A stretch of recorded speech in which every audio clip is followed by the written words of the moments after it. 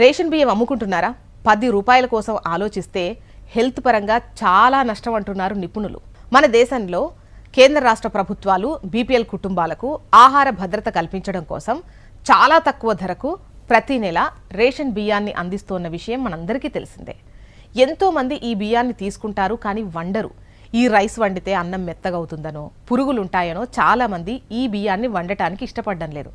అలాంటి వారికి తాజాగా నిపుణులు ఈ బియ్యం ప్రయోజనాలేంటో చెప్పారు. ప్రభుత్వం తెల్ల రేషన్ కార్డుదారులకు అందించే ఫోర్టిఫైడ్ రైస్లో ఎన్నో పోషకాలుంటాయని ఇటీవలే ఇన్స్టిట్యూట్ ఆఫ్ న్యూట్రిషన్ తెలిపింది. ఈ బియ్యంలో అదనంగా zinc, vitamin A, thiamine, riboflavin, niacin, vitamin B6 పోషకాలు కలుపుతారు. దీంతో ఈ రేషన్ బియ్యాన్ని ఆహారంగా తీసుకోవడం ద్వారా మహిళల్లో రక్తహీనత సమస్యను అధిగమించవచ్చు. అదేవిధంగా చిన్నపిల్లల్లో రోగ నిరోధక శక్తి పెరుగుతుంది. చాలా మంది